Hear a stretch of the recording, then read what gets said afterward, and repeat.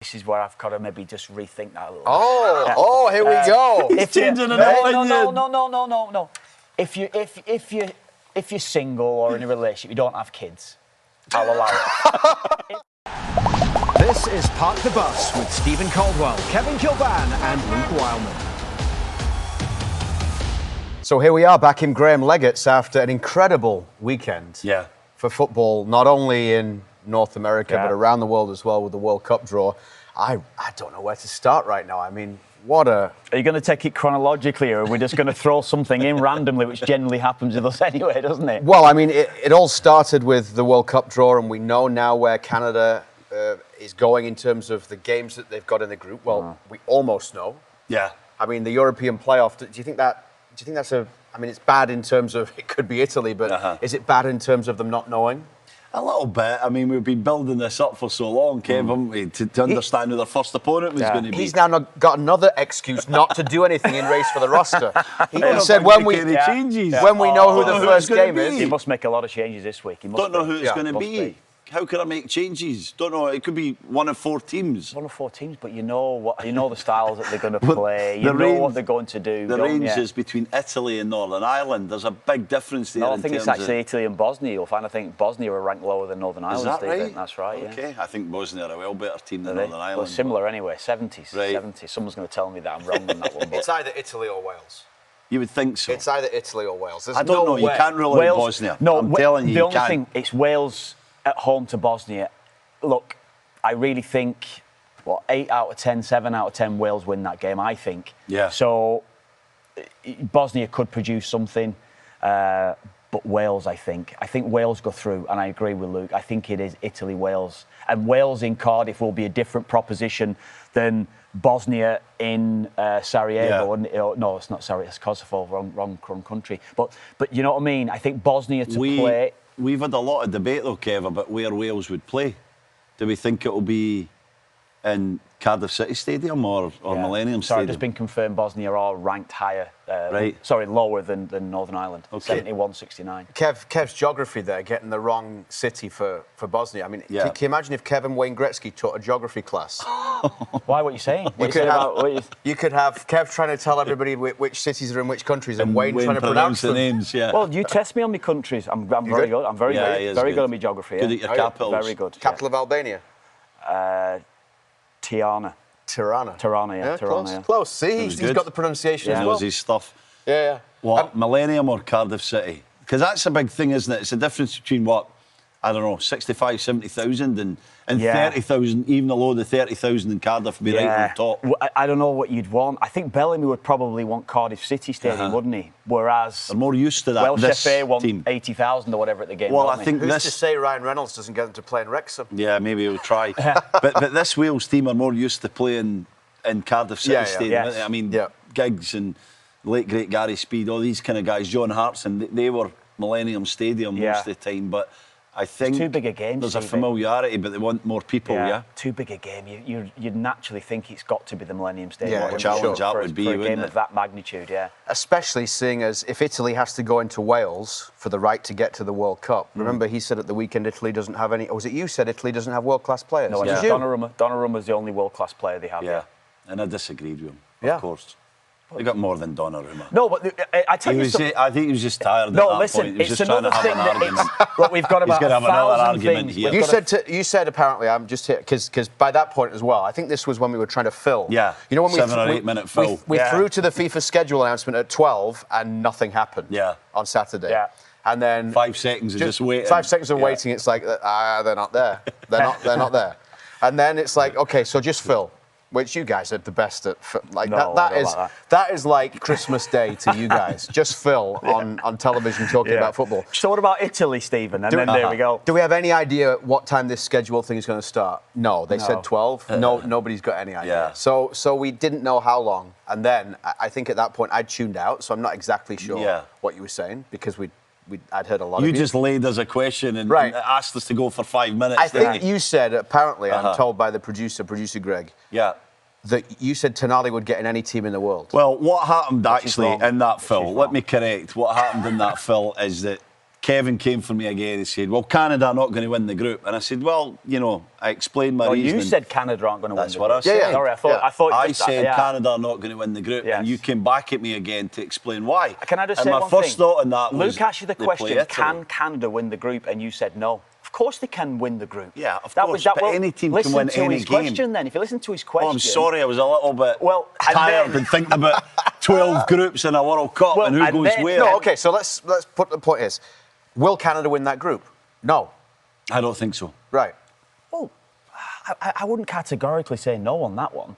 And just going on the Italy one, and we've got 1,000 topics here. I think we should get to it on what classifies a world-class player and what doesn't. Okay. Yeah. So let's go. We might talk about that in a little while. But Canada have got a lot of qualities that could hurt Italy.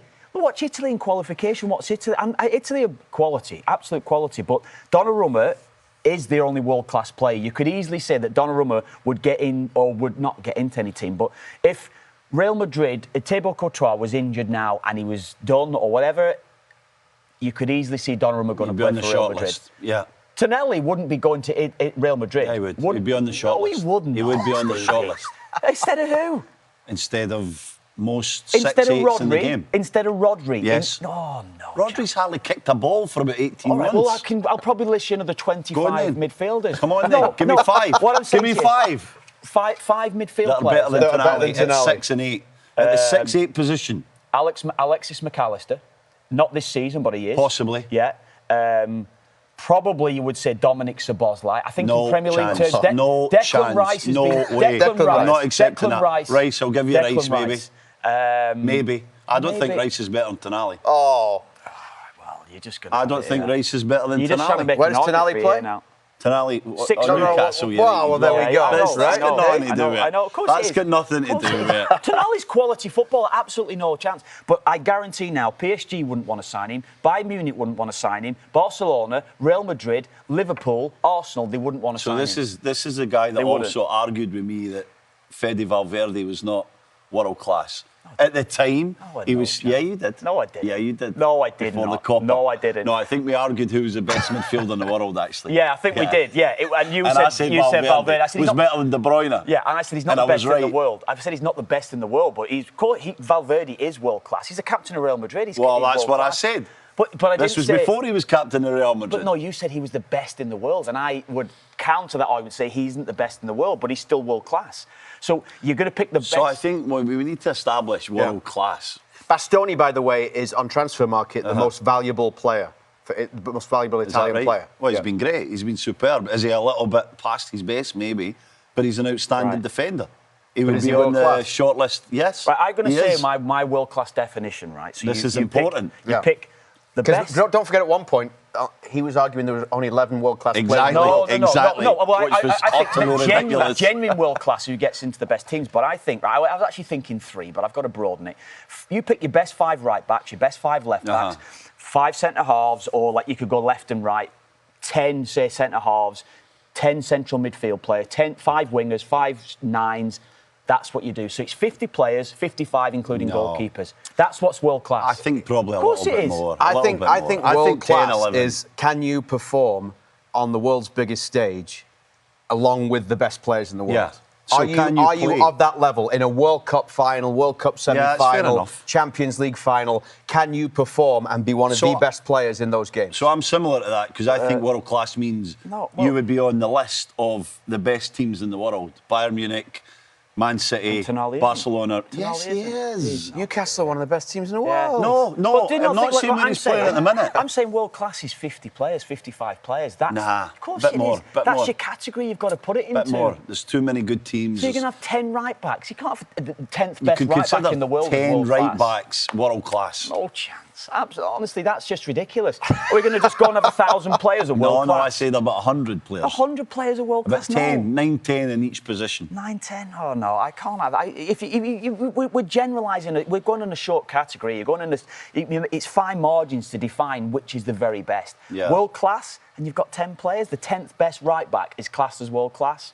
I can't see is McTominay world class? No. Why? Did you stagger at that? Not, yeah. McTominay's never been world class. He's just won Serie A. 17th in the Ballon Top d'Or. 5 leagues in the world. If you're in the top He's 20, MVP in the league. 20 Ballon. He's playing at a level that's really high. Top 20 Ballon d'Or vote. World class, Stevie. You know he's not world class. You know he's not world class. He's just, honest to God, he's just being awkward now. Oh, lads, honestly. I mean, right. But I think if you genuinely think about what I'm saying there, it has to be that world class has got to be something special. That you're picking the best of the best. More than what you're saying. So you've got. So you're keeping the list a bit too short. So you've got. So we're talking. We spoke about it recent weeks. The best 9 in the world. So we've got Mbappe, Haaland, Kane, Lewandowski. Whoever you're going to go at. So you've got 5. Get come on. He's so outstanding. He's on a bad time. Because he's on bad 3 months doesn't mean that you discard him for that. 5 or 6. You said it. What did you say about Isak? I don't know what you've said about him recently, but I won't go there on it. Maybe stuff you might have said off air. But you're saying you've got 5 or 6 9s. That's all you're going to categorise as world class. Harry Kane is world class. You know. Haaland is world class. He's already up to 5 or 6, though. He was saying before. Oh, I'll say 5 then. I'll say 5 for every position in my eyes. 5. So are you going to 10? It's not 10. It's not 10. Anyway, go on. I think we were actually lucky. Canada, Italy, right? This is how this conversation started. Well, can I just say Canada v Italy, best 11 between the two teams. How many Canadian players get in that 11? How many Canadian players get in? Yeah, so we're picking between what Italy has to choose from. Jonathan David Canada absolutely gets in US 11. No, Italy 11. Italy 11. Canada, Italy. Jonathan David gets in Canada's 11. They've struggled for a striker. In midfield, I would probably go Eustachio alongside Inter Milan boy. What's his name? Barella. Out wide, I think you could clearly make an argument for Buchanan getting in the 11 as an attacking Tonali doesn't player. get in the best 11. Tonali will sit in there as a 3 for you. There you go. Thank you. Tonali, of course he does. So David, Eustachio, Buchanan, Bombito. 4, maybe 5. So Davies doesn't. I don't know about Buchanan. Alphonso Davies, of course Alphonso Davies. I don't know about Buchanan. You're not getting 5 of them in that 11, are you? Well, Davies, David, Buchanan, all right, I'll take that one as a bit of an argument. I could see Sinclair or if Eustachio's Italian. Well, come on, that's not even. We love you, Dane. Yeah, we know you what. Yeah. Well, that's world class. I just think that's world class goalkeeper. Look, Canada are a really good team, and they can beat Italy on any one-off game. But when we look at it, as I'm saying there, four players could get in that team. If we're objective about it, there's 8 or 9 Italians are in the best 11.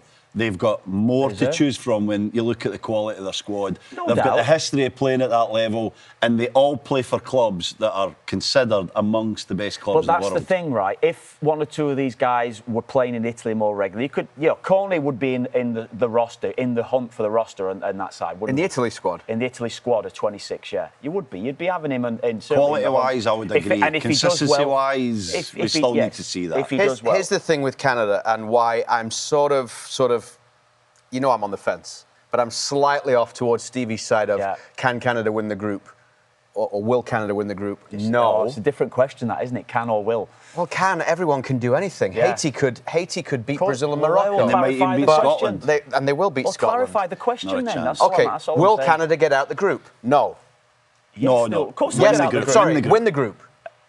I think I'm not saying categorically yes. Of course I'm not. Right.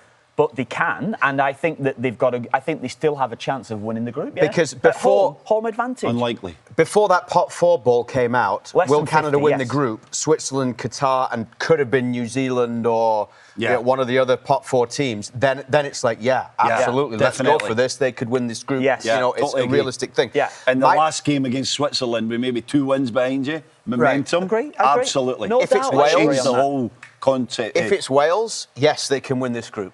100% they can win this group. Yeah, right? no doubt. My issue is with Canada, yes, they could beat Italy, right? Mm-hmm. Can they then go back it up with Switzerland? Look, can they beat a good team, one-off game? If they play sure, Italy, for sure they can, again, absolutely. Can they go and get 7 points from a group where they've not even got a point in a World Cup before? No, I take your point. That's the issue. Can you put it together to win a group? How many times do Italy lose to Canada in 10 occasions. I think they probably lose 3 times, don't they? There might be a couple of draws thrown in, but you wouldn't expect Canada to go and beat them 6 times. So it's 2 or 3 times, isn't it, in that 10? So, yeah, I know that this is also an Italy team. Italy should win that group. But they haven't got out of the World Cup group since they won it. That's in 06. I know that. I know that fully. Well, they've not played in the World Cup. They were very fortunate winning the Euros. Yeah, and they've not played in the World Cup. Were they shootout. fortunate? They were dismantled by Norway in the qualification. Very fortunate winning the Euros. Best team at that Euros. Easily the best team at that Dismantled by Norway in qualification. Yeah, there you go. I know that. So they are vulnerable. Yeah. They are absolutely vulnerable. Historically, Italy, and I'm talking about the last 4 or 5 tournaments, are not great in qualification anyway. So that's where they are on that. That's why they've been in playoffs that they've lost as well. Are Canada as good as Norway? You talk about how many Canadian players get into the Italy team. Canada aren't as good as Norway? I don't think so. Right. I'm just thinking about Norway were better than Italy in qualifying. Yeah. Like, how do you measure that in terms of Canada? It's hard to measure because Norway have world class. A truly world class. The best. We agree on that one. The best. Okay. The best. So they've got Haaland. So, but Sorloth and Nusa, Oscar Bob, Sander Berge. Odegaard as well. Sander Berge's a legend. Odegaard. Yeah, no, Norway, and you're asking that question looking for, really, I don't think Canada are better than Norway. No. Just on where a lot of those players are all playing and consistently playing every week. Those guys with the clubs, you look at the 11 they play, don't they? Yeah. That we're looking at Tajan Buchanan. They doesn't necessarily start every week at Villarreal. Jonathan David obviously is not starting at Juventus. We know his quality. So there's question. Stefan Eustáquio, I'm putting up there with a lot of the Italian players because I think he is that good. He's not playing at Porto. I'll tell you another thing though, Kev. We see these Canadian guys all the time. It's our job to scrutinise them. Yeah. So we know their strengths and weaknesses, and we know when they're really good, they're at their best, how good they can be. So the potential of that group is really high. Like Akone, we have a soft spot for him because we know at his best he's just amazing. He is good enough to play for Italy at his best. But we don't know the Italian team like that, and we don't watch them as much. I know what you mean. And I think we underestimate how good these guys are and have been for like a decade. Yeah. But we've seen them enough.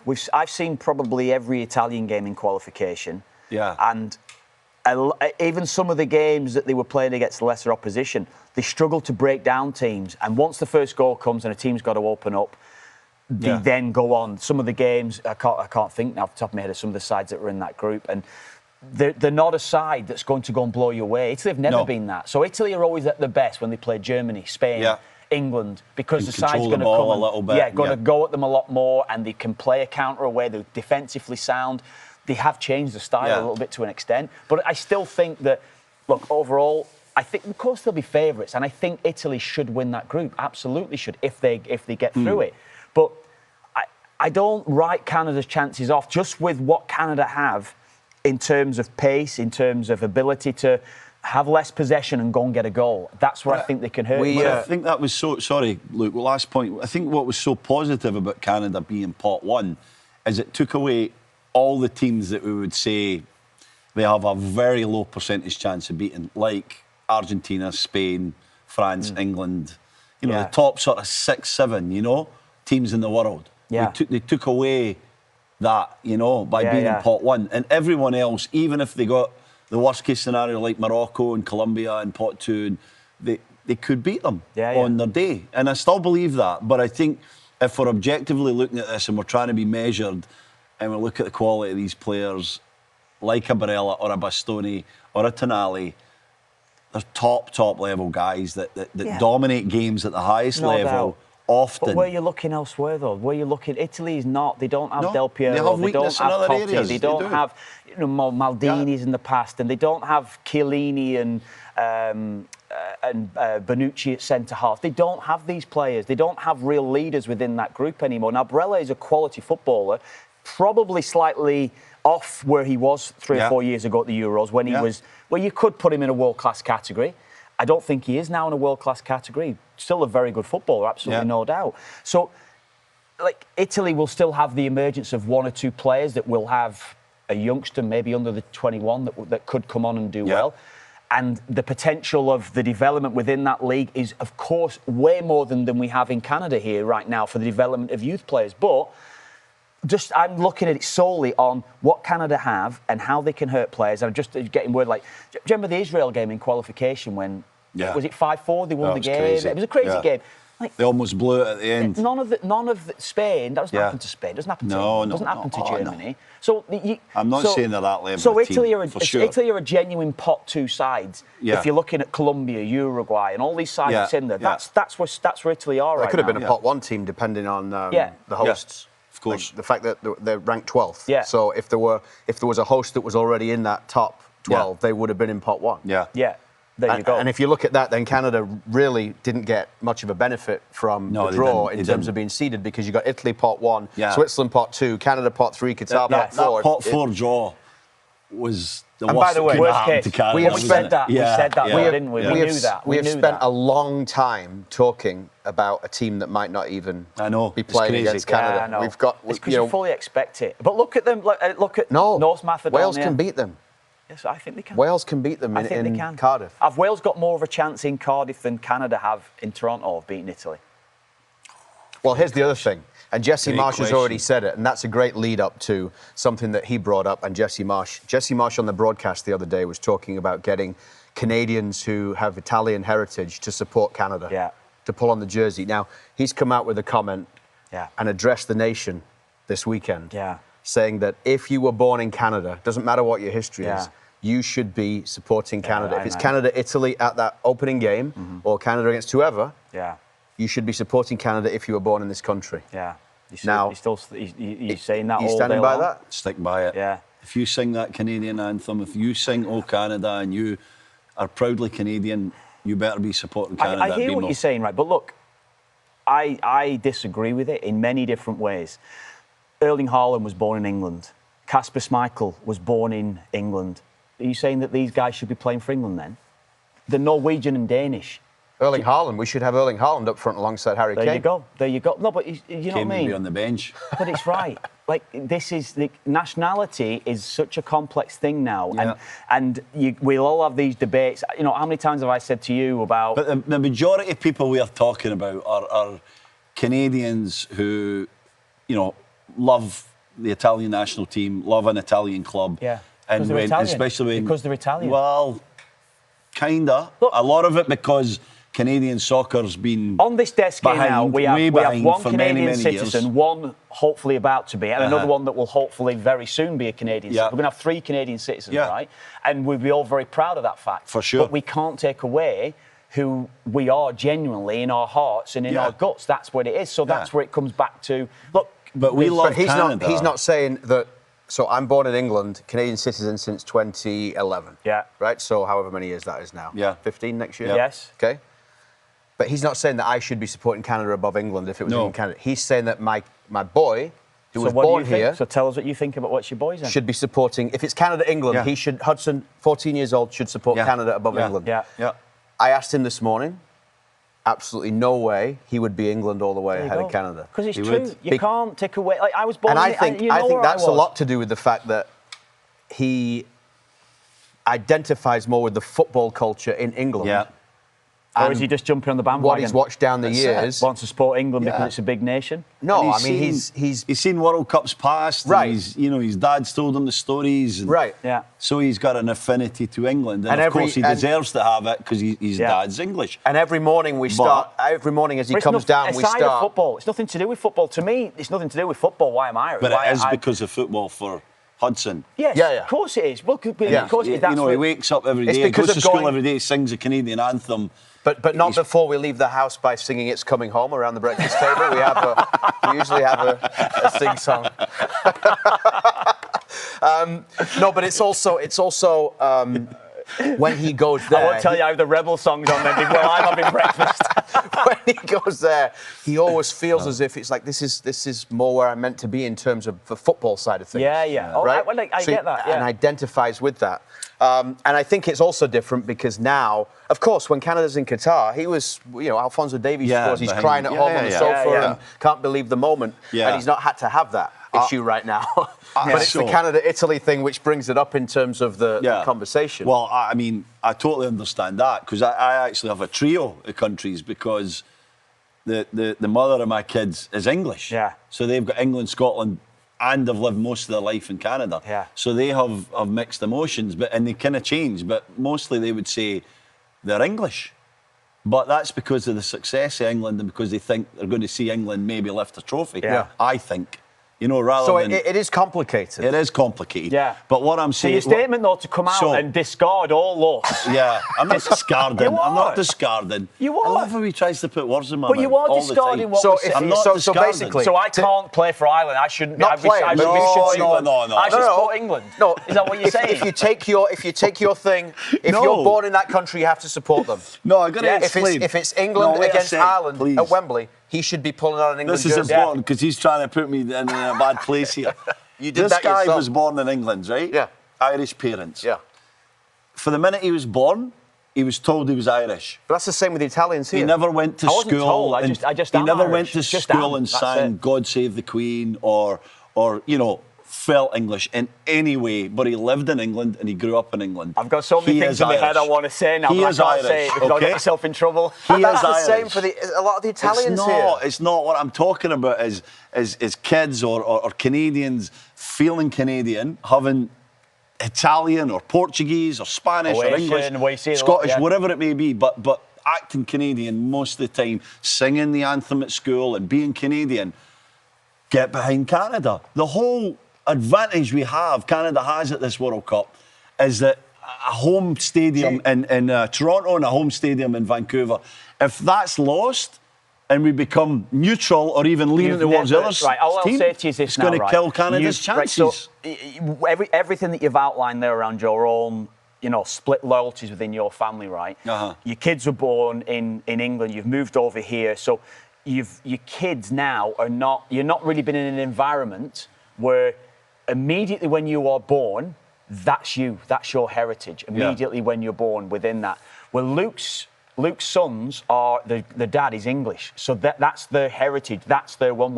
That was the same for me. Yeah. So that is who you are. That's where we've been in our history. So the amount of Italians that were born in Toronto, that all of a sudden they're born and, you know, they're given a Totti jersey or a Del Piero jersey. They probably speak Italian at home. Yes. And that might change. That might change to the point where now, in a few years, it's exactly. Hope, isn't it? It's an Alphonso Davies jersey, but that's exactly right. That's part of the legacy. That's exactly when these kids are growing up and they're 5, 6, 7 years old. You know, 15 years ago, or 10 years ago, they're getting for Christmas. I'm laughing inside here constantly. A David Beckham jersey rather than. I'm just laughing at this debate because rather than Julian de Guzman. You know, it was true though. It is true. I'm laughing because we can go all political. We can go all different ways, and this is where it comes down to about.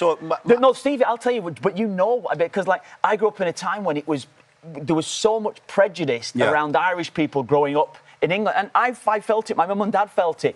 You know, what's a stereotypical Irish person? They're stupid, they're thick, they've got no intelligence. That's what, you know, thick paddy down the road. That's what everybody calls them. Luke's laughing now at it because that's what the stereotypical Irish person growing up. Right. And around the world, historically, we've been a nation that's just constantly been discarded. You know, you can't do this. You know, ever since the slogan, no blacks, no Irish, no dog, or no dogs, no Irish. You know, so this is what I grew up with. Just at the back end of that, through 60s and 70s, I was born in the 70s, and that's what I grew up with.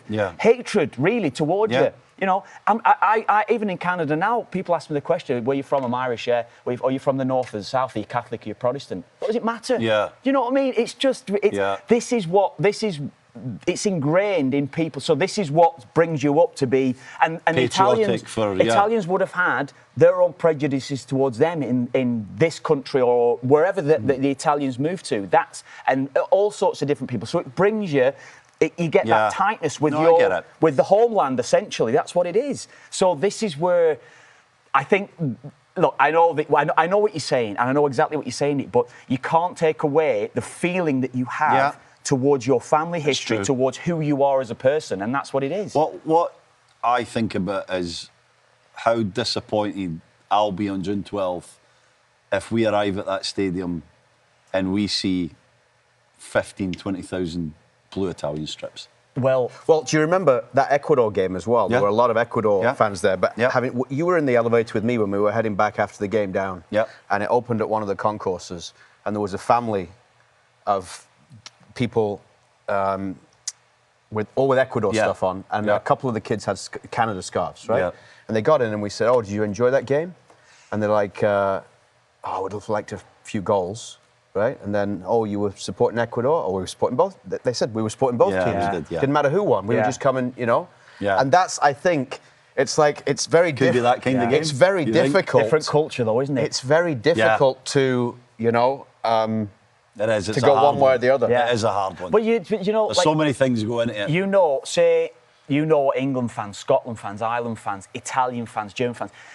They find a way to get a ticket for a game. Yeah. They just find a way to be at that game and, you know, go and support your team because it means your team means so much to you. We also said, by the way, they're going to be desperate to be at the game. This wouldn't be unique to Canada either. This is the same situation happens in the US. We talked about it on one of the broadcasts in terms of all the Italians or Irish that live in the US, and they would go and support that team. Yeah. So I don't think there's. I'm more along the lines of, again, right in between. Support who you feel like support who you are. You want to. Yeah. Support who you want to. And just because you. I like Stevie's going along with that statement. You've got to continue with that statement as well. You've got to be the guy that's going to be. Because I want to see a home stadium for Canada. Yeah, I think. I want to see 3 home stadiums that help Canada get over the line in 3 tough games. But this comes down to the ticket ways. situation again. I'll have a moan about it. The ticket situation has excluded so many. Casual fans of getting a ticket for the game. Guys, we might not have the issue because it'll be a hot ticket Canada, Italy, as we know, and there'll be a lot of corporate people sitting in these seats, whether they're wearing Italian or Canadian shirts. It'll be over the top of a business suit because they'll be the only ones that can afford it, and that'll be a travesty in itself. Yeah, I know. For the record, my mum was born in Wales, so if it's Canada-Wales... You'll be supporting Wales? No chance. He was supporting Wales 1 Euro. No, remember that? Okay, so that's the other. That's the other good thing. I do. That's the other good thing. I've been a Canadian citizen for however long. Love the country. You know, that's why I live here, right? Otherwise, it's like also I would go and live somewhere else. Yeah. But if England doesn't do well, you've always got Canada. If Canada and England don't do well, I've always got Wales. It's like you can always find another country to somewhere else. Another country to align with. I'm not, you know, it is. By the way, the World Cup draw show almost came off the rails before it even started last week because Kev had a bit of a tumble in the studio. How's your ankle? Oh, I heard about how do you know about that? Because you came in hobbling around about 10 minutes before we were going on air. I rocked my ankle. You know when you do your ankle, like Luke over the wires. Luke wouldn't have been running at top speed too often in his life. So you know when you're running at top speed, and you know when you do your ankle, and you hear that crunch. Yeah. I've not heard it in years, and I felt the crunch in my ankle. So I've tripped on a wire, and I've walked in, and it's come up a little bit. I've got a bit of bruising underneath. Why were you running at top speed in the studio? Well, I wasn't at top speed, but I'm just trying to give you the definition of when that did happen. His less than top speed would be more than my top speed. I was hopping through the studio. Did you strap it up for the show? No, I didn't. No, I got through it. I got through it for you guys. Just for you guys. I love it. But maybe that explains why in the Adidas segment you guys were hopeless. We were poor. Do you know what? I feel bad because I was cemented to the ground. I couldn't move. Kev gave me a bad ball, which is not unusual. Right. But I should have stepped into it a little bit more, and it was poor. You would never want to step in. I wanted to play that back, but it was live. You're a bit like Virgil van Dijk at the moment. Always likes to back off, get others to do my job in front. Distance, you know. That's what it is. What about the other groups then? By the way, we've got just how long have we gone on this a board now? here so that we can see what they are because they all sort of mix together. And as we move on, we've done a lot on Canada, Italy today. We'll go in on Canada, Qatar in future weeks. Also Canada, Switzerland. Qatar, by the way, lost to Tunisia yesterday. Jesse Marsh went to the game. Good on Jesse Marsh, by the way. Yeah, getting for getting on a plane and getting right there to see that game yesterday. There's probably 3 or 4 games they're going to have now between now and the World Cup. Because remember, it seemed like there was some changes, but they don't really have a settled 11. They didn't it's get hard out to see who's going to start. They didn't get out of the group. No, Qatar didn't do well. Lost 3-0 against Tunisia in the Arab Cup. Obviously not a FIFA window, but most of their players, if not all, in that squad were playing Qatar. So it was quite a strong squad. And I look at it the other way. How strong were Tunisia? Because Tunisia will have a lot of players playing globally. Big players. They had the local side. Wouldn't have gone to play for them. So as we get into that, and hopefully we'll get a couple of guests on from Qatar as well as we move forward, and Switzerland. But that is the game they have to win. There is absolutely no doubt when you're circling which is the first World Cup win. They have to beat Qatar. I don't want to be disrespectful, but win by a few goals, Kev. Yeah. I don't think a 1-0 will be enough. You got to win 2, 3, 4. against Qatar. Yeah. It's a game there for the Canada taking. haven't done that, though. The only thing that worries me about Qatar is the coach. Lopetegui getting longer and longer with these players because he's an outstanding coach. Organisation. One of the best in the tournament. For Qatar to get him is a real coup. But, I mean, your players are your players, as we know at international level. And watching them, I was actually watching Qatar-Iran from a previous game the morning of the draw, just in preparation, and ironically they ended up drawing them, and was not impressed at all by either side. As you know, Kev, I had Iran down as one of the worst pot 2 teams. But Qatar are really average, and Canada must beat them. They must get it. If they get an early goal, I can see 3 or 4. Well, do you remember we had Stefan Eustáquio on, and I know that there's very few. It was actually great listening to Stefan Eustáquio, really thoughtful in how he was trying to process everything and what the path actually was for Canada. And I know he stressed it, and it's almost like a throwaway line about that first game, but he stressed about, if you don't get something the first game, the insecurity that rises. You know, we talk about high pressure games and things like this. We talk around World Cup matches, and this is the same for all the top boys as well. It's not pressure, it's nervousness. You're actually nervous. These guys will not be nervous for 99% of their careers. A World Cup game, you're nervous. You genuinely are. You can only imagine. Your first touch is...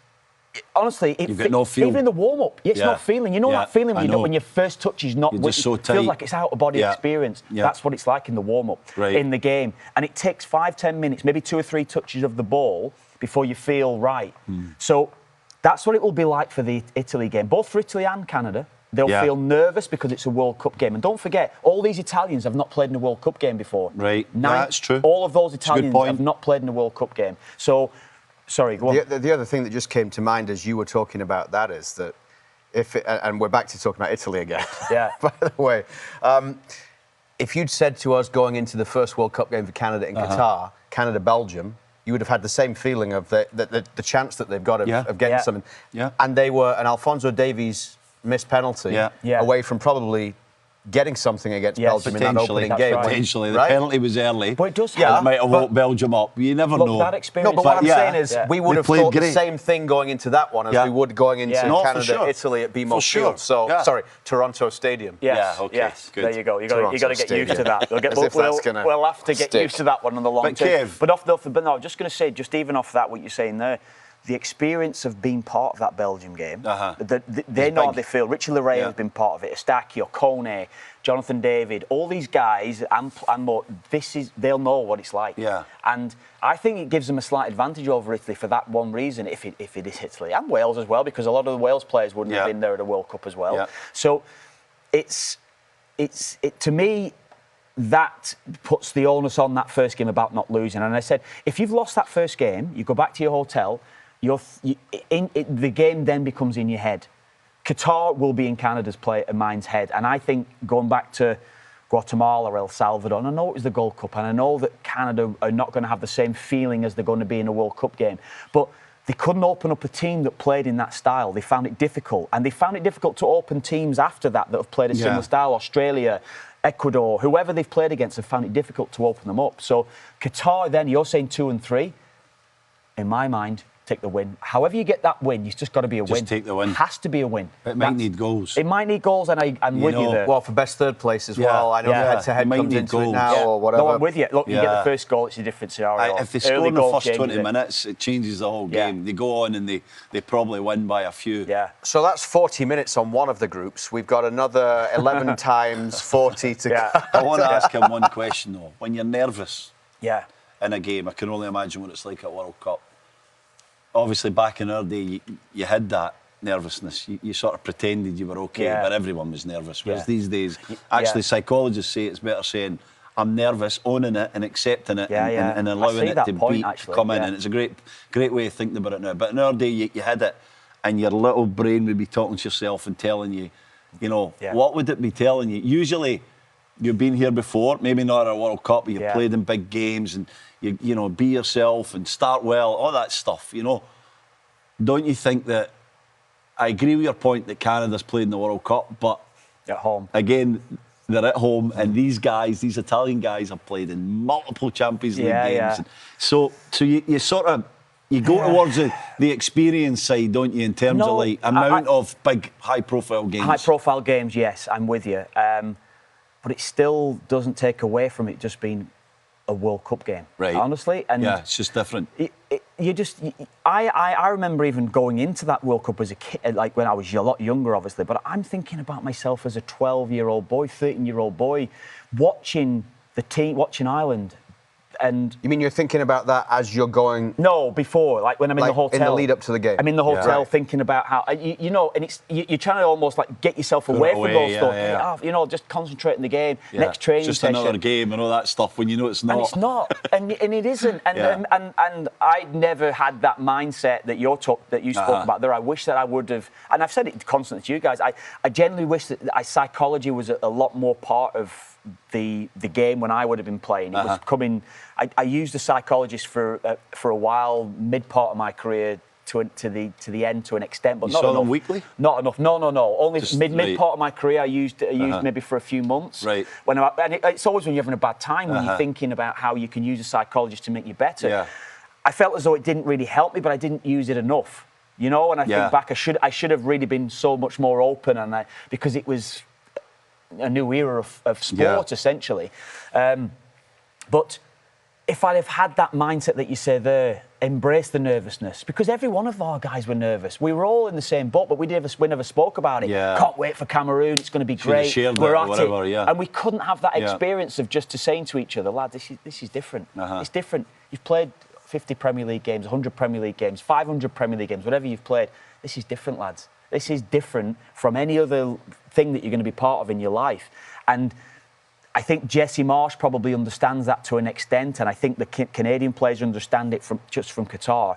It is a different level for them here. It will be a different level. And the one thing to be fair about Jesse Marsch is that at least they have a coach who has been at a World Cup before. Yeah. You know, he was an assistant coach in 2010 as well, so he knows what that was all about with the US side in 2010, rather than a coach, first-time coach who's never coached at World Cup level before. And the scrutiny and the press conferences and everything that comes, the media scrums, it's a lot, you know. Last thing, I saw the tapes. We had last thing about 3 times ago. Sorry. His World Cup performances, I found the tapes in the annex. Part of the Bus special. Yes. We're going to watch For his some games reason, and we'll dissect it. I don't want to do that. For some reason, there is a shelf in one of the offices over in the back of there, and it's 3. Ireland, Cameroon. 4. Actual proper tape. 4. All 4. Oh, yeah, 4. All 4. Better watch it. Might be we should watch the 4th.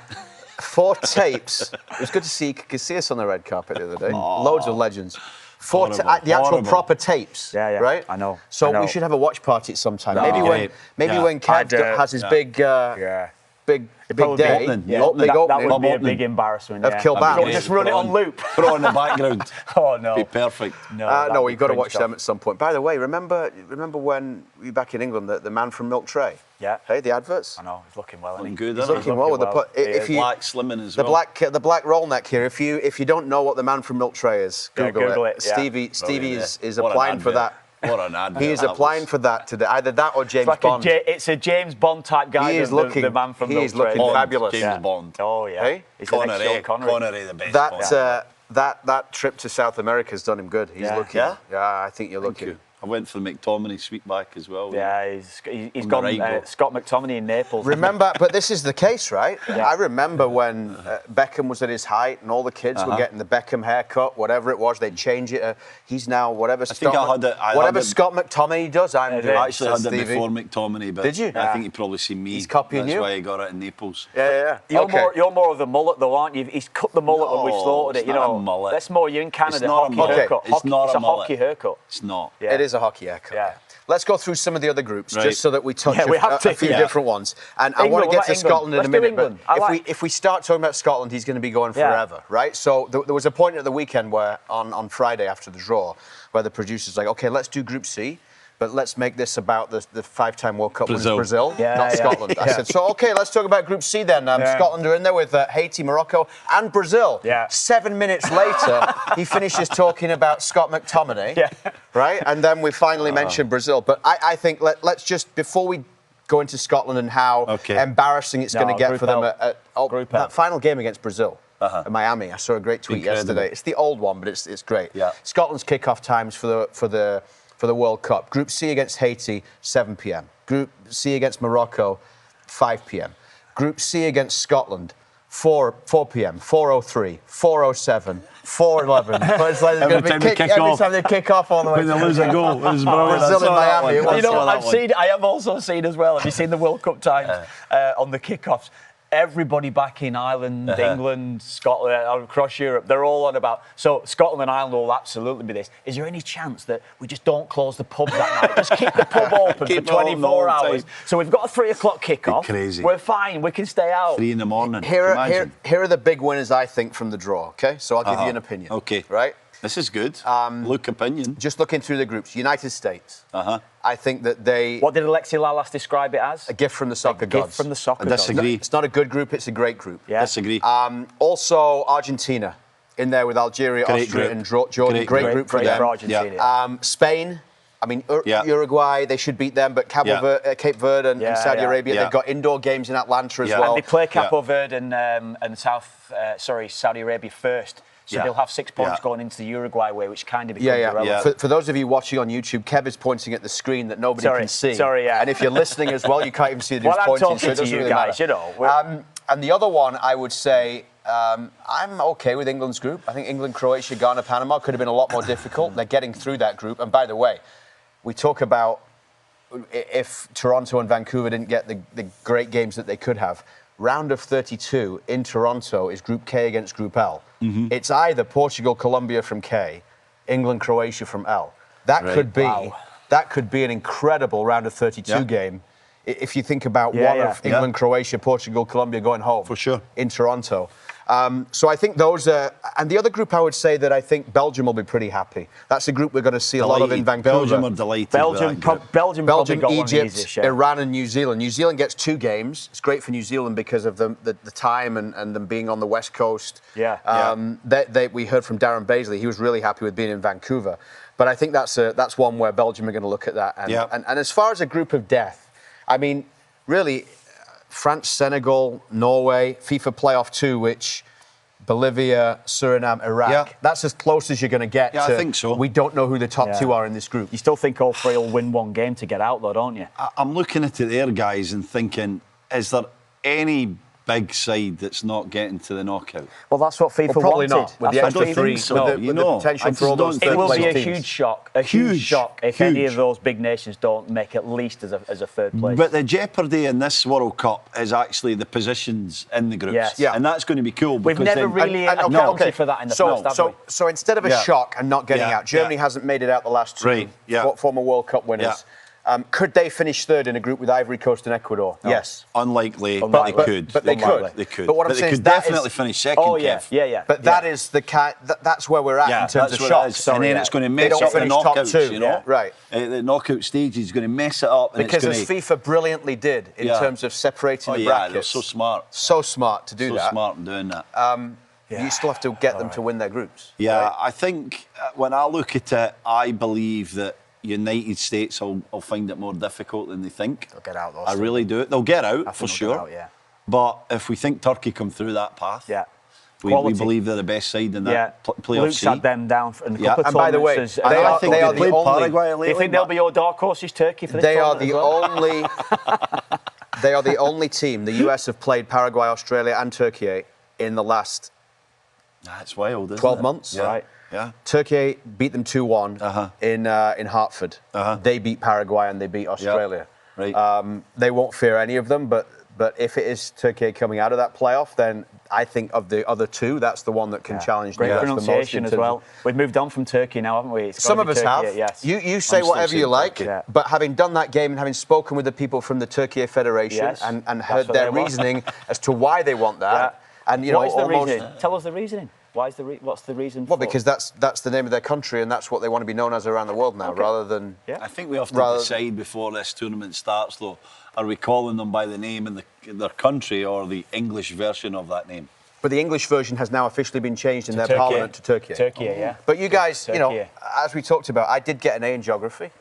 As one of my strong points at A level. I did get. I was a good geographer. So I imagine you being great at school anyway. Honestly, Teacher's pet. Yeah, bringing an apple into the teacher and stuff. I bet you. Do you know what? When he was 12 years of age, we were all out playing football, climbing trees, breaking arms, breaking legs, and Luke was inside watching football, studying. I did actually, in high school, get the job with the French teacher of helping mark everybody else's tests. Oh my gosh. Oh, that is so busy. So I was very busy. I was a bit busy. Yeah. I was a bit busy. That? What's the capital of Armenia? I'll give you one. Oh, I got no idea. There you go. You're trying to. I don't remember anything. He's good at geography. I know. What's the best game of this group stage? I like France-Norway and I like Brazil-Morocco. Yeah, France-Norway will be a classic. Brazil-Morocco. That'll be a good game, actually. First game as well, Kev. You want Brazil winning it, don't you? Because if Brazil lose, and I like Brazil-Scotland for the comedy value that it's going to bring. We'll see. And it's another game Brazil might rest players. Yeah, that's true. That's true. It's the last game, so if they get a bunch of guys off Copacabana Beach, they might just beat us 2 or 3-0. South Beach will be in Miami. Yeah. They'll all be down there. I think Mexico are getting through. That's a decent group for them. Yeah, I'm looking forward to Spain, Uruguay. I know it's the last game. I don't fancy Ireland, Mexico in. I think it's Guadalajara. I think the game. That'd be a great game to watch. So. Oh, I think it's that'll be exciting. Oh, it will be. That'll be exciting. You've already written Ireland off, though. You don't care what they do. That's it. That's it. You said you don't care. Just get there. It doesn't matter now. The best they could ever do. The playoffs, Stevie. Oh, We're in the no. playoffs. No. That's too negative. Troy Parrott was the crowning moment of Irish football. Got to get to a tournament now to make it worthwhile. I'm going on reverse psychology now. I don't care. I don't care. So, but if Ireland were to get there, I don't fancy them playing Mexico in Mexico. Be tough. Ireland played Mexico in Orlando in '94. Yeah, and remember the famous picture. Steve Staunton had a hat on during the anthems. Tommy Coyne, famous Tommy Coyne. He played that game. Jack Charlton had him running everywhere. And apparently, Tommy Coyne collapsed on the plane. Is that right? It was just, real severe dehydration. So I wouldn't fancy Ireland in Mexico. Be a tough one, that would be a harsh one. Yeah. The only other group I think to mention, well, we could mention all of them. I think we'll go England. I think we need a chat on England. We need a full pod on England. What do you think? We probably do. We could do a full pod on a lot of these big nations. We've got plenty of time. Pot 4 team. For England. Panama. Pot 4 Ghana. Oh, Ghana, yeah. Panama pot 3. That was a surprise, by the way. Yeah, they've got. We think Panama are better than people expect. They are. Not to say that England won't beat them. But it's not going to be 5, 6, 7 goals. No, I don't think. Like it was in Russia. Russia, they beat them 6-1, 6-0, was it? It could be. If England score early against Panama, they could win 5 or 6. They could. But they're so good. But Panama, we've seen, if they are able to dig into England, they're so good. Is that what you just said? Well, I think talent-wise, player-wise. England, they're so good. They are so player-wise. good. I know. Oh, my goodness. This is incredible. Top 2 or 3 in the world. The players. So that means they should be winning the World Cup. They should have won the Euros, the last 2 Euros. Yeah. Yeah, but have you seen... I'm not confident now, having seen the path through. They got some... Tough games? They got some through tough games. Through the knockouts, you mean? Yeah. It's England. It's England here. England are the best team that's ever lived. I know. So why can't you see them winning the World Cup then? Well, because they always find a way to screw it up. Adam Wharton, magnificent yesterday. Yeah, it's class. Right in the equation to start for England. Listen, I think... Him instead of Bellingham? Tuchel will play Wharton and... They should be... Rice, Wharton and Bellingham or Foden or Palmer or Rodgers. He's struggling, isn't he? It's crazy. He can't pick them all to sit on the bench. No. So he's going to have to leave. Can you imagine that bench? If Apparently, you're sitting on that bench, these guys. Yeah. We know the egos of these guys. Yeah. They'll be losing their minds. Do you remember the images of Cole Palmer at the last Euros when he was on the bench? And every time he'd cut to him, wasn't it, to Cole Palmer sat on the bench and he's like having a bit of a snigger and a bit of a smirk. Well, maybe that's one of the reasons why Thomas Tuchel has apparently said, I was listening to the BBC the other night, and our good friend Deno was saying that he got some information from Thomas Tuchel and the staff that if they're outside in a stadium, and of course now they'll be in Dallas for one of the games, but if they're outside in the heat, he's leaving the substitutes in the locker room. Oh, he's not bringing them out to the bench. That'll be new. And that'll be weird. So then you won't see the faces sitting there glum on if they're not playing. That's true. That's a win-win. That's true. But they've got to have a camera in the locker room to see them, surely. Yeah. But I would say as well, Cole Palmer, Club World Cup. You were doing the Club World Cup as well. how good was he in that final? It's almost if he's the sort of guy that could play in those conditions because they need his maybe ability to hold on to the ball, slow the game down. True. Yeah, because he's cold Palmer. He doesn't get hot in the heat. Just last one before we move on, because we've still got to talk about MLS Cup as well. Oh, yeah. And Mo Salah. Netherlands, Japan, Tunisia, and playoff path B, Ukraine, Sweden, Poland, Albania. That's not a given for any of those, is it? No. Well, that's a good little group, that, Kev. A little competitive group, I think. Japan, another guy that was tremendous yesterday, because I was watching that Palace game, was Kamada. Yeah, he's next to Wharton. He's a good player. He's a player. And he's one of 10, 15 players that Japan have got. I know. If you're saying top two in that group of Netherlands, Japan are ranked 18th. You've seen Japan up close personally. I have recently as well. They could beat Netherlands. Definitely. They could win that group. Everyone always underestimates Japan. I mean, if you're going on rankings, it's a 55-45 game, but it's a 50-50. I think that is a definite even split, that game. I think Japan, if they turn up, they could beat Netherlands. And then it opens up Netherlands pressure. What's path B again, did you say? Oh, I just put it. I just moved it. Poland's one of them. Ukraine, Sweden, Poland, Albania. Sweden. I mean, we always go on about how terrible Sweden have been, but new manager. They can't be that bad, can they? Top players. Yeah. Hopefully in better form for Sweden's point of view. They got a chance. They have. They got a right chance. Gyökeres, they got players. They have got players. Yeah. So, go on. Group G, Belgium, Egypt, Iran, New Zealand. Mo Salah and Egypt are coming to BC Place, which gives us the chance to talk about Mo Salah, who was left out of Liverpool's squad for their Champions League game coming up. He said on Saturday in a post-game interview... Post-game scrum. Post-game scrum. He was talking about the fact that everything he's done for Liverpool, all of a sudden we don't have any relationship. I don't know why. Seems like somebody doesn't want me at the club. The biggest quote, though, was something like, it feels like I've been thrown under the bus or something. And the best part of it all for me was seeing the video of the Liverpool PR guy in the background. Just his head kept going further and further into his hand. I didn't see that Mo Salah was saying these things. Is he out of line? Is he out of order here? Well, yes, in a word, yes. There's ways to do it. That should have been between him and Slot. That absolutely should have been. Word would get out that he's not happy and things like this. But it's such a calculated thing that Mo Salah has done. Mo Salah has probably spent 95% of his career avoiding those mix zones, walking through with his hood up. Lads would have done it even in my time. You go through the mix zone after a game, you've had a bad time.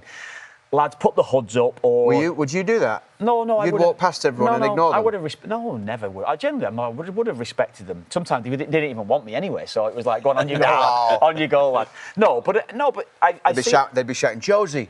Yeah, I definitely saw lads a lot do that. And mixed zones, maybe it's different. Like, we talk about media in terms of North America, and it's something that you highlighted to me when lads are in locker rooms after the game and they're taking all the clothes off, sat there half naked and they're in the room. It's very different in European football, isn't it? Because they don't get that access. So the first chance to speak to the group as a player, unless it's somebody that's been allocated to do a TV interview or a radio interview, is in that mix zone. And the players have to walk through the mix zone and politely decline or whatever, hoods up, totally ignore, however you want to go about it. Mo Salah's done that for a majority of his career, totally ignored. He has thought when he's dropped from that game and in the aftermath of that draw it was, as it turned out for Liverpool, I'm going to go out and speak in the mix zone. So how calculated is that he's chosen that moment to go on and do that and then say what he needed to say, what could have been said to Slot, could have been said to the owners, well, that's the problem. To do. Maybe he has said it to them. Has he really? And he hasn't got what he wants, so then he's going public. What does he want? Well, he wants to play. He's only been dropped for 2 games.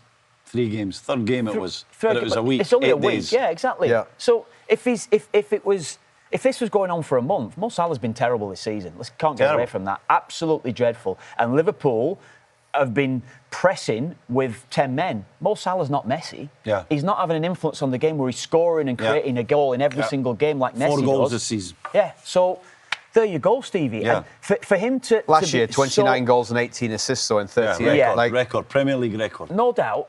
Absolutely incredible Liverpool how many career. games anyway now? 13, 14 games? 13. He's got 4 and 2. Yeah, so I just think for him to be so games. So it's not like 5 games. Yeah, so calculated and do that, Stevie. It's pathetic. It is pathetic. It's pathetic. It's unprofessional. It's disrespectful to his other teammates as well. Who does he think he is? He's not performing. Anybody can get dropped when you're not performing. To say that he's a scapegoat, yes, it could have been anybody, but he's not playing well. He should look at himself and knuckle down and get on with it. I get it, he's a legend of the club, but I'm sorry, it's just really petty what he did, the way that he did it, the way that he's come out and attacked the club. It shows you what kind of ego the guy has. And I know these top guys have egos. It helps make them who they are. But the egos become out of control when performance goes downhill and pressure rises or whatever, or they're embarrassed, their egos become out of control. Egotistical players actually think of legacy, think of all these things. Players just play the game. They want to play the game. Mo Salah, in doing that now, has just gone... He's wrecked his legacy. Okay. So if you're thinking of your legacy he's anyway... He's badly hurt his legacy if he's thinking about it. I don't believe in legacy. I don't believe any player should be thinking anywhere near about legacies. Just play the game. Just enjoy the game. And then you talk about... A legacy. Of course they think of legacy, though. But Luke, it's just like to me, it's just you're a player. You're only a footballer. You're not a doctor saving lives. Just go and just play the game. That's all you need to be doing. You're getting paid so much money to play the game, something that 99.9% of the population can only dream of. So I understand that footballers are mistreated and have been mistreated, but just go and play the game. Enjoy what you're doing. And from your experience, when Mo Salah walks back into the locker room, what are the other players saying or doing? Or these days, do they just keep quiet and keep to themselves? They don't care. Would you have gone and... I'd have had a laugh with it. I would have had a laugh. What are you doing? Or something like that. I would have tried to make a laugh about it. But do you think some teammates would have gone and, I'd like to think made it into a bigger issue in terms of an argument? Would have made the call that night because it was out fairly quickly. You know, imagine I'm a teammate of you and I do that. You probably would have called me, wouldn't you, that night? As captain of the team. You would think Virgil van Dijk, as captain, would be calling him up to go, come on. We've all been poor. I've been poor. We've collectively been poor. That's out of order. He's put the team in a tough position. That's why I say the word disrespectful. It's disrespectful to the brand, the club, the history of Liverpool Football Club and his teammates, because someone else played in his position, by the way. So... Did they not deserve a chance? Do you think the lads will care this morning? He goes to AFCON as well. The lads will care. He goes to AFCON, and I think it starts December 21st till mid-January. So they're going to have to play a period of games without him. They got to try people. You don't think they care? The lads wouldn't care. The lads don't care in general, but I think he's put more pressure on the team, more scrutiny at a time when Liverpool are nowhere near their best. So he's let them down. But the leaders should be speaking up. They should be speaking up today and saying, "You've let us down." He needs to know that he's let them down, and he should be embarrassed. It's affected his legacy. I know you don't want to talk about that stuff, Kev, but it really has affected his legacy. This will always be a taint on his spell at Liverpool, whether it ends in January or the summer. It's ending soon. The only thing I would say it's affected his ego, because his ego thinks that I have got to be, the main player. The main player has to score or create every game if you're going to be the main player, particularly playing the way that Mo Salah plays. He's not a presser anymore. He's not a guy that's going to be hell for leather all around the field, and he's going to be covering every inch of the pitch. I read something last night that he actually asked Arne Slot at the beginning of last season, if you want me to be at my best going forward, you gotta let me rest in defence. And Arne Slot did that. And he delivered. Now, as we mentioned with Messi, who doesn't defend, who actually defended in the MLS Cup, we'll get to that when he needed to. But he doesn't defend, but he delivers every single game. So if you're asking not to defend and then you've got 4 goals in 13 games, you're not delivering. No, I know. So you're better having somebody in the team that makes you more solid, that means you concede less goals, maybe doesn't have the output of prime Salah, but is a better player for the team.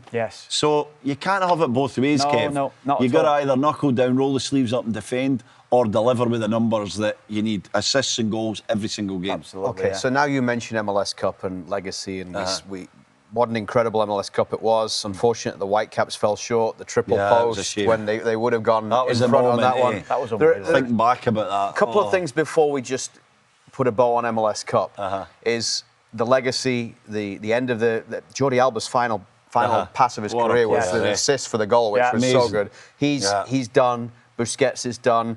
Obviously, the celebrations afterwards. We commented on this, right? Jordi Alba wearing a backward cap. He deserves it. He deserves it. Is he allowed? No, I actually thought about this one when I saw a few of the guys with hats on backwards, and we had Moise Bombito on with us with his hat backwards. Right. I was kind of laughing at it. So I'll give Moise Bombito He's under the pass. age though, because he's young. Moise. No, he said 21 though. No, 21. No, this is where I've got to maybe just rethink that a little. Oh, here we go. He's changing an opinion. No. If you're single or in a relationship, you don't have kids, I'll allow it. If you're a father, you should not be wearing your hat backwards. If you're a dad, so the minute you become a dad, you're going to wear your hat If you're a father, forward? you should not be wearing a hat backwards. Okay. That's how I view that. So one you're now. disappointed in Jordan? Jordi Alba's got 3 kids. Yeah, exactly. That's my point. You shouldn't be wearing a hat backwards. I think Mascherano was wearing his backwards as well. I know. Honestly, it's embarrassing. Like that. They're Honestly. enjoying their trophy. It looks Don't ridiculous. be so miserable. It looks ridiculous. That's a Just quick. be happy for the It guys. looks ridiculous. I see guys walking around with their hats on backwards, and I'm like, how old is 40 years of age with your hat on backwards? Come on, lads. Here's the other one. Come on, do Here's that the when other you're 15. one. By the way, I don't care either way, right? I'm neutral on hats backwards or hats. I don't like wearing hats. I'm not a hat No, guy. I'm not a hat man myself. The other thing was, as we were leaving on Saturday, and we were hearing the post-game stuff. Great analysis from you about Messi and whatever, and Miami winning. And you said Messi, you know, he goes and wins. He's the greatest of all time. Blah blah blah blah blah blah blah. Stevie's like, I nearly fell off my seat.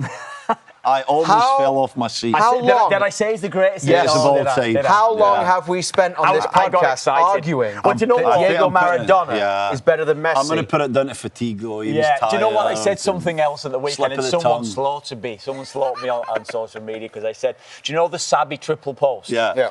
And he hit the triple post, and I said, "It's what sets our game apart. It can only happen in football." And everyone was like, "Come on, it can happen in any game." I was a bit excited. I was a bit excited, and I was all in the moment of Messi winning the MLS Cup. So you're walking that back now. He's not the greatest of all time. Maradona's a great 47 trophies. Maradona's a great. 47 trophies. Yeah. He's seen the stats. He's seen the goals and assists. If 1,100 games, 1,300 goals and assists. Yeah, I'll go back to my point. Messi couldn't do what Maradona did back then, but Maradona could do what Messi did now. Okay, well, we don't need to go over that. We were just giving you the opportunity, as you have done now, to clarify with the backward hats. Yeah, Maradona. You could, we assumed that you'd had a change of heart. What, so the MLS Cup changes his legacy? Is that what you're expecting me to do? He is the greatest of all time, and you said it when you were in a state of emotion. You went there and you told the truth. He was so emotional when Messi won the World Cup when we were sitting around the desk in Qatar as well. I probably said it then. Right? I probably said he was the greatest of all time then. We got to go back in the archives and find the number of times he said that Messi's the greatest of all time. It's probably about 15 I think you'll find it's about 100 times. Were they the better team, Miami? Just. They were the better team. I think that they started better. First 20, 25 minutes, 30 minutes even, I think they were the better side. Yeah. They weren't great. Messi was quiet, even though he was great for the first goal with his little bit of feet out in the right wing area. And I think the Whitecaps just came to in the last 10 minutes, I say, of the first half, looked better. And then the first 15 minutes, it was all destroyed Whitecaps. They were out. Second half, Second half, the way they came out. But over the course of 90 minutes plus added time, all parts of the game, not just in possession and all that kind of stuff. Like, what really matters about winning cup finals and getting over the line, Miami were just a little bit better. Agree? Once they went 2-1 up, they managed the game so well, didn't they? And that was the difference. It was. But I think even Whitecaps couldn't get hold of the ball. Even their intensity before that, and it was a lot of it was kind of dark art stuff, trying to wind the Whitecaps up. But they were just up for it, weren't they? Miami. They just were just a little bit better. And what changed then? So the second half started, and we had the Sabi triple post and things like that to go to. They were going to go 2-1 up. That can only happen in football, by the way. Unbelievable. It can only happen if you can use that line. You can use that line. That was the classic line from me, and I apologise. But what did change then? They had that happened, and it looked like that it was only going to be the Whitecaps. You know, because they've gone from being so superior for that first 15 minutes of the second half to falling away badly, you know? You're surprised Ali Ahmed came off, by the way. That was weird, but we'll get to that in this analysis here. I think that the Whitecaps started really tentative. They're playing too many square and backwards passes, and they were inviting Miami onto them. And Miami said, OK, here we go, we're stepping onto you. And then they started that second half and they got the ball forward. So they penned Miami back. Maybe it was a little bit of their mentality to sit in and protect.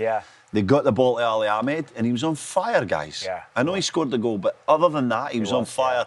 He kept getting the ball. He was winning the battle just through consistency against Ian Frey and going at him and going at him and going at him. And they were wilting, Miami. And then Jesper Sorensen, who I love and I've praised unanimously this whole season. I don't know why, and there's other factors that come into it. I do think the fact that managers these days have subs plans and preconceived things in their head sometimes affects them where they don't actually read the game. Ali Ahmed had been sick as well. I get it. So they probably looked at it. But I would say we quickly, probably can only get. Hold that thought there. Right. Ali Ahmed said post-game that this is the MLS Cup final. I was fine. More or less said I was fine. So this is what I'm saying. I think that they say Ali Ahmed's been sick. He's probably only got 60 minutes in him. At 60 minutes, we're going to put on Goldie. It might be Thomas Muller. It might be, they sort of go through scenarios, coaching staffs, and I understand that. But it is playing in the back of your mind, and I've been there as an assistant with Canada. It plays in the back of your mind. Oh, we've kind of planned this thing, and it takes away from your intuition and reading the game.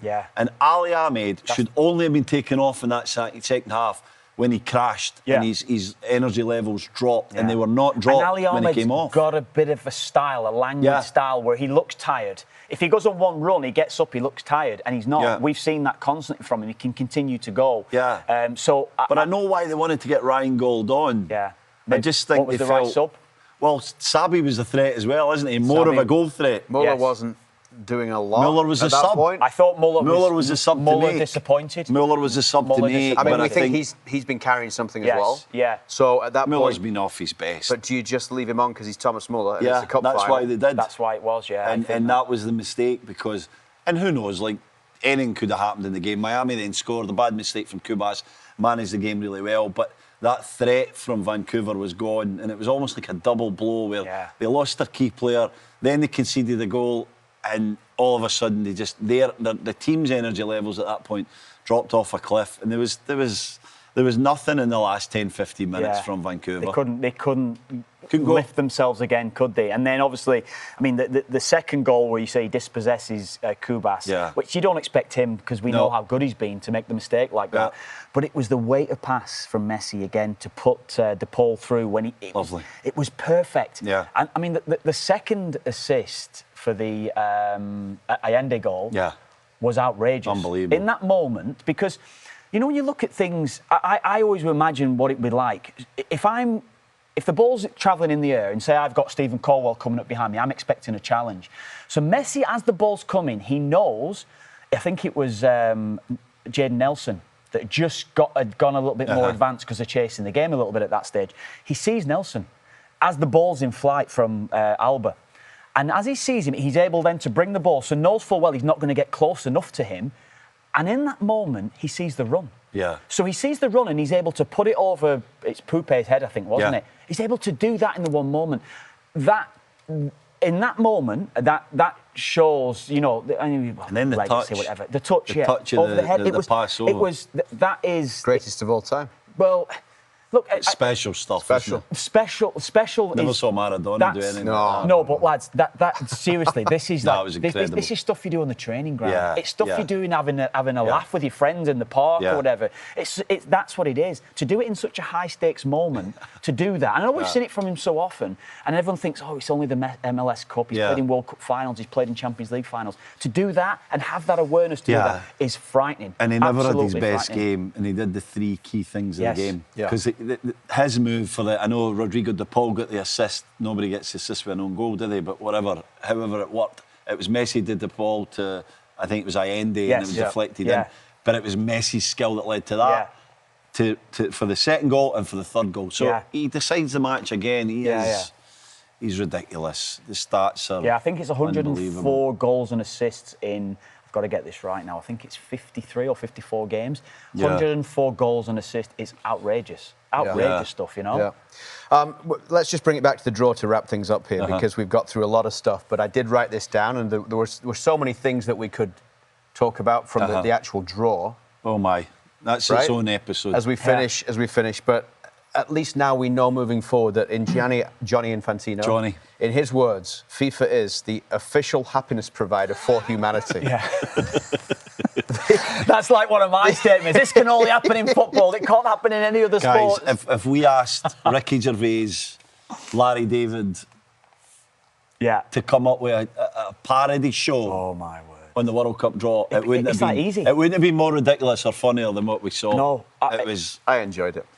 I thought it was funny, and but it was abysmal. What was the other line? Official happiness provider for humanity. I mean, if that's like Stephen Caldwell. That's we should come up with a line for Park the Bus of what we are. What was the line? If anyone wants to leave it in the comments, give ourselves an award. Peace award or something. Or Peace award. Donald Trump's peace award. There was something else said, but I think Donald Trump or Gianni Infantino said. There was something else said as well, wasn't there? There was plenty. But leave it there. but if we'll read out the best ones next week. So if FIFA is the official happiness provider of humanity, what is Park the Bus? Okay.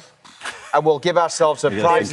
Maybe we should get some comments on that. That's what I'm saying. Right. We'll read the best ones. We'll read them out. We'll decide next week, and then we can use it. Park the Bus. Welcome to Park the Bus, the official whatever we are. So football's the tonic to Park the Bus. Listeners or watchers can actually decide on what the award is. That's fantastic. I think that's good idea, Luke. So we'll give ourselves an award, and we'll decide what it is with some ideas that come in. Right. So then, I hope I'm the first recipient of that award. It'd be very special for me. Oh, it could be for the whole thing, though. It doesn't just have to be you. It's all about you. No, it could be if you want. I want to win it. He's like Mo Salah. He's thinking about his legacy and his ego. He wants it to be about him, not the team. Stephen Caldwell wins best hockey haircut on Park the Bus. Right? Yeah. We'll give you an award. Okay? Yes. Anyway, but I mean, just so much going on. Great few days, wasn't it? Great few days. Obviously, we'd rather that's the best way. Yeah. Spending all day talking with you guys about football. Yeah. And it's going to happen more and more up to the World Cup. And I just left on Friday thinking this is going to be incredible. Can't wait. Yeah. Can you imagine? Yeah, I know. Everyone's buzzing about it. Well, the reason why I keep looking, you keep saying I'm referencing this monitor because I see all the groups beside me. And I'm actually getting a bit of a buzz watching it, looking at the Group K. Oh, yeah, remember Spain have got... They've got Uruguay in their group. It's just... And you see that game, you think, that's going to be a good little match-up. It's just great. Yeah. It is great. Was it 104 Super Bowls? That's what it is. 104, 104 Super Bowls. Yeah. You know, there's a lot of Super Bowls. 100%. I'm not quite sure that, Cape Verde against Saudi Arabia is a Super Bowl. It is. It might be. Because it's the World Cup. Yeah, to be fair. And if a team goes and wins that, and they win by a couple of goals, they've got a chance of making the knockout. By the way, Canada against Italy is like 2 Super Bowls. We've got to wrap it up because people will be getting bored. Yeah. But I saw James Duthie in the building today. Yeah, I know. I thought you invited him onto the podcast. He said this is probably... How many times have we invited James now? Must be 7 or 8. 15 every times. Week, basically. Yeah, every week. And then he goes to DC, does the draw. I thought he was in to talk about his experiences of the World Cup draw. But that would have been a good busy. He's got the World Hockey Youth Tour. What is it called? Come on, hold on. No, leave him hanging. Leave him hanging. Sorry. What is World Juniors, I've just been told. What is TSN's showpiece event called? World Juniors. World Hockey Youth. World Juniors. He's too busy for us guys, but 1 week we might be privileged enough to have him on. He's had the Great Cup, he's had the Masters, so obviously we understand big events, but anyway. Final update, race for the Rooster? Race to Rooster were good. What happens, by the way, with all the snow? Well, we've had a horrendous amount of snow. Are we all right? Bring them in the house. No. Do you know what they do? They don't come out. They don't come out. Imagine them all clucking around. They don't come out the coop. I open up the coop because obviously if you leave water, it'll freeze them a little bit as well. So I've got to make sure that I'm giving water all the time for them, getting the food right. And do you give them a heater? Have they got a heater? No, there's no heater because I've researched it. No, I've researched it. You don't give them a heater. You give them hay. Because potentially if you give them heaters, it can set the straw on fire. The thing goes up. This is the cooked chicken. Yeah, can you imagine? Look, never mind. Chicken like Nando's. Never mind. Listen, the next step. Never mind about coyotes and foxes coming in. This is the biggest killer of chickens. It's the chicken coop setting on fire, so we've got to look after it, There's a way to insulate. But there's still 8. There is still 8. 7. 7. The kids think they're 8, but they're 7. He's as passionate about talking about chickens as he is about Diego Maradona. He loves and backwards caps. OK, let's see what happens in the next 7 days, but I'm sure, if not, hopefully, by next week, we'll be able to dig into some of Stevie's trips to South America. We've talked about not even talked about that. How can we not go there? A shaking stadium in wherever it was. Next week. I want to hear about that. I'm going to tell you, it's amazing. Okay. I love it. Thanks a lot for watching and listening. Boys. Thanks for watching Park the Bus. You can catch new episodes every Tuesday, available on YouTube or wherever you get your podcasts.